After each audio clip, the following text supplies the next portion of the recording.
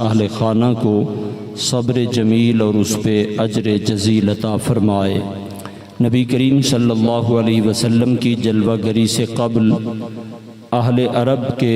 معاشرے میں جو حالات تھے، انسان کردار کے اعتبار سے درندہ نظر آتا تھا، شکل انسانی میں موجود تھا، رشتے کے تقدس، احترام اور عزت کو پامال کیا جاتا تھا۔ سید عالم صلی اللہ تعالیٰ علیہ وسلم نے ہر رشتے کا احترام، اس کی عزت اور اس کے تقدس کو نہ فقط زبان اقدس کے ذریعے بتایا بلکہ عملی طور پر اس کا احترام کر کے اہل عرب پہ اس بات کو اجاگر کیا کہ رب قدیر نے جن رشتوں کو مکرم و معظم بنایا ہے، انسان ان کی عزت و توقیر بجا لائے تو اپنے آپ کو وہ معزز و محترم بناتا ہے۔ قرآن مجید فرقان حمید اہل عرب کے بیٹی کے ساتھ کیے جانے والے سلوک کا ذکر فرماتا ہے کہ وہ لوگ سگا باپ، حقیقی والد ہونے کے ناطے اپنی بیٹی سے محبت نہیں کرتا تھا، بلکہ فرمایا وَإِذَا بُشِّرَ أَحَدُهُمْ بِالْأُنْثَىٰ ظَلَّ وَجْهُهُ مُسْوَدًّا وَهُوَ كَظِيمٌ۔ خاتون کے ساتھ چونکہ بنیادی طور پر یہ چار رشتے ہوتے ہیں، بیٹی، بہن، بیوی اور ماں، تو جب خاتون جنم لیتی ہے تو سب سے پہلا رشتہ جو اس کے ساتھ بنتا اور جڑتا ہے وہ بیٹی ہونے کا ہے۔ تو فرمایا جب عرب والوں میں سے کسی کو بیٹی کی خبر دی جاتی، ظل وجہہ مسودًا، اس کا چہرہ سیاہ ہو جاتا، وہو کظیم، اور وہ غصے سے بھرا رہتا۔ لوگوں میں آنے جانے کا اس کا طریقہ یہ ہوتا کہ یتوارا من القوم من سوء ما بشر بہ، وہ اپنے آپ کو قوم سے چھپا کے چلتا کہ مجھے یہ جو خبر ملی ہے یہ اتنی بری ہے کہ میں معاشرے میں منہ دکھانے کے قابل نہیں ہوں۔ ایمسکہ علی ہون، پھر بیٹی کے ساتھ وہ دو طرح کا سلوک کرتے۔ کچھ لوگ اپنی بیٹی کو زندہ رکھتے، لیکن زندہ رکھ کے سلوک ایسا کرتے کہ وہ بیٹی سمجھتی کہ شاید مجھے جینے کا حق نہیں ہے، اس کی تحقیر اتنی کرتے، تذلیل اتنی کرتے۔ ام یدسہ فی التراب، یا دوسرا طریقہ تھا کہ بیٹی کو زندہ زمین میں دفن کر دیتے تھے۔ اس منظر کو اگر نظر کے سامنے لائیں کہ حقیقی باپ اپنی بیٹی کو اپنے ہاتھوں زمین میں دفن کرے، کہنا آسان ہے، اس پر عمل کرنا بہت مشکل ہے، مگر وہ لوگ اس طرح کرتے۔ اللہ رب العزت نے اپنے اس عظیم محبوب کو کہ جن کے صدقے میں پوری کائنات کو بنایا، سجایا اور بسایا ہے، انہیں چار بیٹیوں کا باپ بنایا، اور آپ کی سب سے چھوٹی دختر مقدسہ سیدہ خاتون جنت رضی اللہ تعالی عنہا، ان کے ساتھ نبی کریم صلی اللہ علیہ وسلم کے محبت کا انداز یہ تھا کہ جب وہ اپنے والد گرامی امام الانبیاء صلی اللہ علیہ وسلم کی زیارت کے لیے حاضر ہوتی تو آپ کھڑے ہو کر بیٹی کی حوصلہ افزائی فرماتے، ان کی پیشانی پہ بوسہ دیتے اور اپنے قریب اپنی مسند پہ بٹھا کے اہل عرب پر عملی طور پر اس بات کو واضح فرماتے کہ بیٹیاں اس لیے نہیں ہوتی کہ انہیں زندہ زمین میں دفن کیا جائے، ان سے پیار کر کے دیکھو، رب نے بیٹیوں کو ماں باپ کے لیے رحمت بنا کے بھیجا ہے۔ اور پھر یہ بیٹی جب کچھ عمر بڑھتی ہے، اس کو دوسرا رشتہ جو پیار دیتا ہے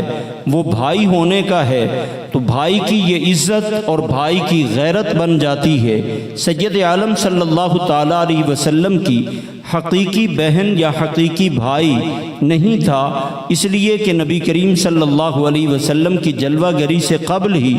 آپ کے والد گرامی کا انتقال ہو گیا تھا، مگر آپ کی رضاعی بہن حضرت شیمہ رضی اللہ تعالی عنہا تھیں، جو اماں حلیمہ کی بیٹی تھیں رضی اللہ تعالی عنہا۔ تو ایک مرتبہ آپ اپنی امی جان سے عرض کرتی ہیں امی جان آج بدن میں تھکاوٹ ہے، بکریاں چرانے کے لیے جانا ہے، تو یہ میرا مکی بھائی بھی میرے ساتھ بھیج دیں۔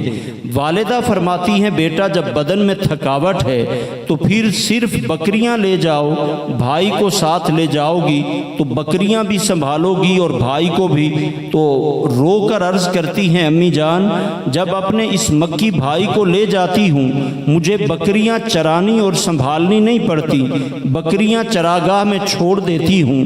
گود بنا کے ان کو لٹا کے ان کے چہرے کو تکتی رہتی ہوں، بکریاں از خود چر کے اپنا پیٹ بھر کے جلدی کے ساتھ میرے قریب آتی ہیں اور دائرہ بنا کے بیٹھ جاتی ہیں، وہ بھی ان کا چہرہ تکتی رہتی ہیں، میں بھی ان کا دیدار کرتی رہتی ہوں۔ تو نبی کریم صلی اللہ تعالیٰ علیہ وسلم کی یہ بہن جو رضاعت کے حوالے سے آپ کی بہن ہیں، جوان ہوتی ہیں، ان کی شادی ہوتی ہے، رخصتی ہو جاتی ہے، جس قبیلے میں ان کی شادی ہوتی ہے وہ قبیلہ مسلمانوں کا نہیں تھا، ادھر حضور نے اعلان نبوت کیا، مسلمانوں کی ان کے ساتھ جنگ ہوئی اور وہاں کے لوگ کچھ قیدی بن کے آ گئے۔ اب اس قبیلے والوں نے فیصلہ کیا کہ رقم ہر گھر سے جمع کر کے اپنے قیدی رہا کرائے جائیں۔ وہ رقم جمع کرتے کرتے جب حضرت شیما کے دروازے پر پہنچے انہوں نے پوچھا کہ کس لیے رقم جمع کر رہے ہو؟ جب سبب بتایا گیا تو انہوں نے کہا جن سے رقم لی ہے انہیں واپس کر دو، مجھ سے بھی نہ لو، صرف اتنا کرو کہ مجھے ان مسلمانوں کے سپہ سالار تک لے جاؤ۔ اور پوچھا کہ ان کے سپہ سالار کا نام کیا ہے؟ انہوں نے بتایا محمد صلی اللہ علیہ وسلم۔ جب یہ نام سنا تو آپ نے پھر یہ ارشاد فرمایا، ان لوگوں نے انتظام کیا وقت کے تقاضوں کے مطابق، حضرت شیما کو لے کر حضور کی بارگاہ میں حاضر ہوئے۔ آپ صحابہ کرام علیہم الرضوان کے پہرے میں ایک مقام پہ جلوہ گر تھے۔ جب پیغام اندر بھجوایا گیا کہ ایک خاتون آئی ہے، نام اپنا شیما بتاتی ہیں اور کہتی ہیں کہ میں تمہارے پیغمبر کی بہن ہوں، سید عالم صلی اللہ تعالیٰ علیہ وسلم نے جب ان کے نام کو سنا تو پہرے کے حصار سے باہر آ کر اپنی بہن کا استقبال کیا اور ان سے فرمایا کاش بہن تم نے سفر نہ کیا ہوتا، مجھے پیغام بھیج دیتی تو میں خود محمد چل کے تمہارے دروازے پر آ جاتا۔ سید عالم صلی اللہ علیہ وسلم اپنی ہمشیرہ کو ساتھ لے جا کر اپنے قریب بٹھاتے ہیں اور آپ کا معمول تھا کہ مشورہ پہلے فرماتے اور فیصلہ بعد میں سناتے، مگر آج آپ نے اپنے طریقے کو بدلا، ہمشیرہ کے آنے پر فیصلہ پہلے سنا دیا اور اپنی امت کو بتایا کہ بہن چل کر جب آتی ہے وہ اکیلی نہیں ہوتی، ان کی نظر کے سامنے والد کی محبت بھی ہوتی ہے، والدہ کا پیار بھی ہوتا ہے، ان کے سہارے چل کر وہ بھائی کے دروازے پر آتی ہے۔ فرمایا پہنچ کے جب وہ کسی چیز کا تقاضا کرے، اگر کوئی شرعی رکاوٹ نہ ہو تو بہن کی گود کو خالی نہ چھوڑنا، اس کی طلب کے مطابق وہ چیز اسے عطا فرما دینا۔ اور نبی کریم صلی اللہ علیہ وسلم نے فرمایا کہ جو بندہ اپنی دو بیٹیوں یا دو بہنوں کی پرورش کر کے باعزت طریقے سے اسے اپنے گھر کی طرف رخصت کرے تو فرمایا قیامت کے دن وہ مجھ مصطفیٰ کریم صلی اللہ علیہ وسلم کے اتنا قریب ہوگا جتنا یہ دو انگلیاں آپس میں قریب ہیں۔ سید عالم صلی اللہ علیہ وسلم نے یہ عظمت و فضیلت عرب کے اس معاشرے میں واضح فرمائی کہ جس میں بیٹیوں کو زندہ زمین میں دفن کرتے تھے، پھر جب وقت آنے پر بہن اور بیٹی کو باعزت طریقے سے رخصت کیا جاتا ہے اور جب اپنے گھر پہنچتی ہے بیٹی یا بہن، پھر ددیال اور ننھیال دونوں خاندانوں کی چند دنوں کے بعد یہ دعائیں ہوتی ہیں مالک ہماری بیٹی کی گود کو ہرا بھرا کر دے۔ جب اللہ کریم یہ کرم فرماتا ہے تو پھر وہی رشتہ پہلے رخصتی کے وقت بیوی بنتی ہے اور پھر اس کے بعد یہ رشتہ ماں کا روپ اختیار کرتا ہے۔ جب ماں بن جاتی ہے تو اہل عرب ماں کے ساتھ کیا سلوک کرتے، جب کسی کا باپ فوت ہو جاتا تو والدہ کو منڈی میں لے جا کر قیمت لگوا کے فروخت کر دیتے تھے اور وصول ہونے والی رقم وراثت میں تقسیم کرتے تھے۔ سید عالم صلی اللہ علیہ وسلم نے فرمایا الجنت تحت اقدام الامہات، کہ مائیں اس لیے نہیں کہ ان کو منڈیوں میں بیچا جائے، بلکہ فرمایا ماں کی خدمت کر کے دیکھو کہ اللہ کریم نے تمہارے لیے جنت ماں کے قدموں تلے رکھی ہے۔ اور سید عالم صلی اللہ علیہ وسلم نے عملی طور پر اس کا اظہار یوں فرمایا کہ مقام جعرانہ پر جو مکہ المکرمہ سے 22-23 کلومیٹر کے فاصلے پر ہے، وہاں سید عالم صلی اللہ علیہ وسلم جماعت صحابہ میں گوشت یا کچھ اور سامان تقسیم فرما رہے تھے۔ ایک خاتون کو آتے ہوئے دیکھ کر سرکار دو عالم صلی اللہ علیہ وسلم نے اپنے تقسیم والے عمل کو روکا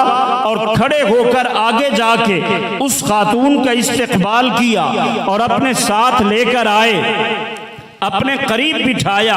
جب تک وہ جلوہ گر رہی، نبی کریم صلی اللہ علیہ وسلم نے کامل توجہ سے انہی کو نوازا، اور جب وہ جانے لگی تو نبی کریم صلی اللہ علیہ وسلم ساتھ جا کے انہیں روانہ بھی کر کے آئے اور کچھ تحائف بھی عطا فرمائے۔ صحابہ کرام علیہم الرضوان نے پوچھا یا رسول اللہ صلی اللہ علیہ وسلم، یہ کون خوش قسمت خاتون تھی جن کو اتنا اعزاز سے نوازا گیا؟ تو سید عالم صلی اللہ علیہ وسلم نے فرمایا یہ مجھے دودھ پلانے والی میری اماں حلیمہ سعدیہ ہیں۔ آج اگر مجھے جنم دینے والی میری ماں آمنہ زندہ ہوتی، میں ان کا احترام کر کے تمہیں دکھاتا کہ ماں کا مقام کتنا بلند ہے۔ جناب مولا کائنات سیدنا علی المرتضی رضی اللہ تعالی عنہ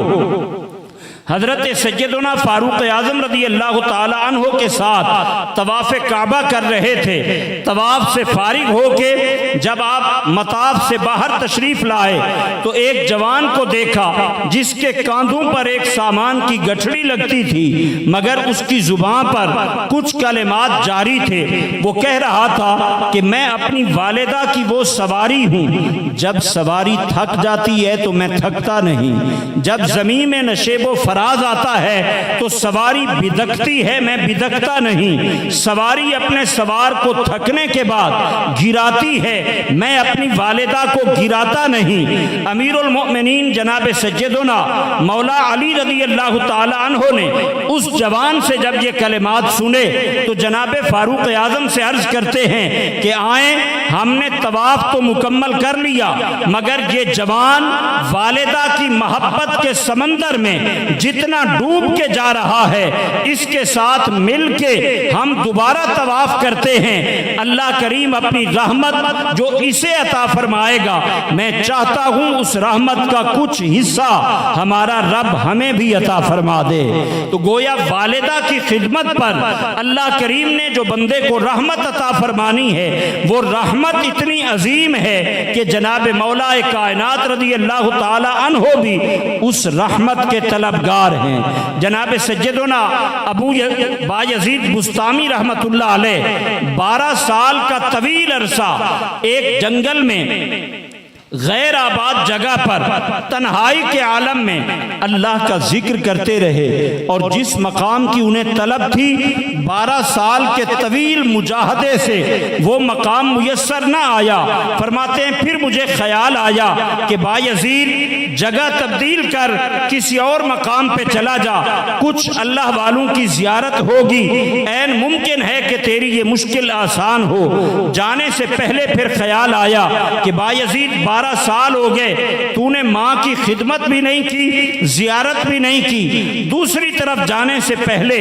والدہ کی زیارت تو کرتا جا۔ فرماتے ہیں سردی کا موسم تھا، جب میں گھر پہنچا تو رات کا پچھلا پہر تھا، دروازہ بند تھا۔ میں نے سوچا کہ بایزید 12 سال کے طویل عرصے میں والدہ کی خدمت نہیں کر سکا، تو کم از کم ان کے آرام میں بھی خلل نہ دے۔ فرماتے ہیں میں انتظار کرنے لگا، کہ والدہ جاگیں گی تو پھر گھر میں داخل ہوں گا۔ ان کے جاگنے کا اندازہ کیسے ہوا کہ جب گھر سے نکلنے والی نالی میں پانی بہنے لگا تو مجھے پتا چل گیا کہ والدہ تہجد کے لیے جاگ چکی ہیں۔ جب پانی کو میں نے بہتے ہوئے دیکھا تو تھوڑی سی آواز کے ساتھ ہلکی سی دستک جو دروازے پر دی، ماں کی محبت کا عالم دیکھیے کہ بغیر پوچھے فوراً فرماتی ہیں بیٹا بایزید تھوڑی دیر ٹھہرو میں دروازہ کھولتی ہوں۔ کچھ دیر کے بعد وضو مکمل کر کے والدہ نے جب دروازہ کھولا، فرماتے ہیں میں والدہ کو باادب طریقے سے ملا، والدہ نے بٹھایا اور پھر پوچھا کہ بیٹا رات کے اس پہر میں کیسے آنا ہوا؟ میں نے اپنا مدعا بتایا، والدہ نے اسی وقت میرے لیے کھانا تیار کیا، مجھے ایک مقام پہ کھانا کھانے کے لیے بٹھایا، خود دوسرے کمرے میں چلی گئی۔ فرماتی ہے جب والدہ چلی گئی تو مجھے کھانا پسند نہ آیا، چین اور سکون نہ آیا۔ میں نے کہا دیکھوں کہ والدہ کس کیفیت میں ہیں۔ فرماتے ہیں جب میں اٹھ کر دوسرے کمرے میں گیا تو میں نے دیکھا والدہ کا سر سجدے میں ہے اور رب سے سوال کر رہی ہیں، مالک میرے بیٹے بایزید کو اس کا مطلوبہ مقام عطا فرما دے۔ فرماتے ہیں جب میں نے وہ دعا سنی، والدہ کے قدموں کو چوما، وہ بوسہ دینے کی دیر تھی، اللہ نے ساری رکاوٹیں ختم کر کے مجھے میرا مطلوبہ مقام عطا فرما دیا۔ حضرت بایزید بسطامی رحمت اللہ علیہ کے عمل سے پتہ چلتا ہے 12 سال کے طویل عرصے میں عبادت کے ساتھ جو عقدہ نہ کھلا وہ والدہ کے قدم چومنے سے حل ہو گیا۔ نبی کریم صلی اللہ تعالیٰ علیہ وسلم کی بارگاہ میں ایک شخص حاضر ہوتا ہے، عرض کرتا ہے یا رسول اللہ صلی اللہ علیہ وسلم میں اپنے ماں باپ کی ان کی زندگی میں خدمت کیا کرتا تھا، اب میرے والدین اس دار فانی سے پردہ کر گئے، ان کی وفات کے بعد اگر ان کی خدمت کرنا چاہوں تو اس کا طریقہ کیا ہے؟ سید عالم صلی اللہ علیہ وسلم نے فرمایا ان تصلی علیہما مع صلاتک وان تصوم علیہما مع صومک، فرمایا اپنی نماز کے ساتھ ان کے لیے نماز پڑھ اور اپنے روزے کے ساتھ ان کے لیے روزہ رکھ۔ شارحین حدیث علماء فرماتے ہیں کہ یہ الگ نماز یا الگ روزہ رکھنے کا حکم نہیں ہے، بلکہ فرمایا جب نماز ادا کر لیں، روزہ ادا کر لیں اور نماز اور روزے کی قبولیت کی دعا کرنے لگیں تو ایک جملہ اضافی کہہ دیں، مالک اس نماز اور اس روزے کا ثواب مجھے بھی عطا فرما، میرے ماں باپ کو بھی عطا فرما، تو وہ کریم رب اس نماز اور روزے کا مکمل ثواب اولاد کو بھی عطا فرمائے گا، اس کے ماں باپ کو بھی عطا فرمائے گا۔ ایک شخص پوچھتا ہے کہ میں اپنی والدہ کی خدمت کرتا ہوں مگر میری والدہ تیز زبان ہے، سب و شتم کرتی ہیں، گالیاں دیتی ہیں، تو کیا میں پھر بھی اپنی والدہ کی خدمت کرتا رہوں؟ فرمایا تیری والدہ کا تجھ پر جتنا حق ہے وہ تیرے جیتے جی تیرے بدن سے گوشت کے ٹکڑے بھی کاٹ لے تو تو پھر بھی والدہ کا حق ادا نہیں کر سکتا۔ ایک شخص نے والدہ کو کاندھوں پہ اٹھا کے پیدل چل کے 7 حج کرانے کے بعد اللہ کے ایک مقبول بندے سے پوچھا کہ میں نے 7 حج والدہ کو کاندھوں پہ بٹھا کے پیدل چل کے کرائے ہیں تو کیا میں اپنی والدہ کا حق ادا کر چکا ہوں؟ فرمایا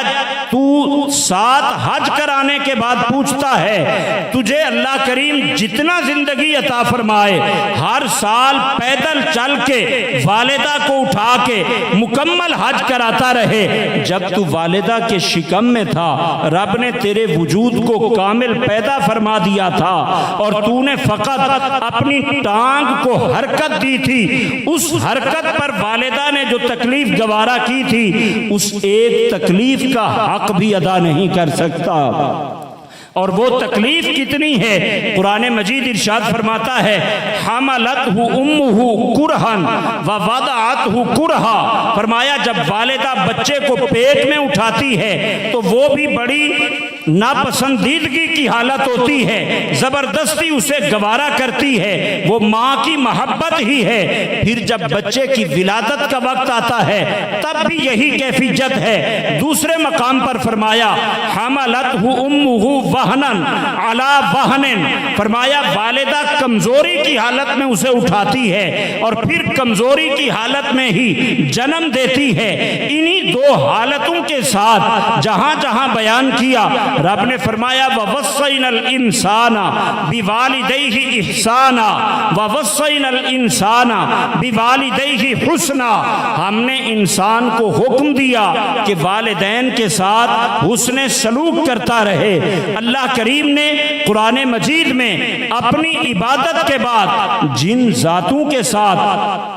جن ہستیوں کے ساتھ انسان کو حسن سلوک کا حکم دیا ہے وہ والدین ہیں۔ تو رب کی عبادت کے بعد سب سے اولین حق حقوق العباد میں جو اللہ کریم نے رکھا انسان پر وہ ماں باپ کا ہے۔ دعا ہے کہ رب کریم اس ذکر کا صدقہ مرحومہ کی بخشش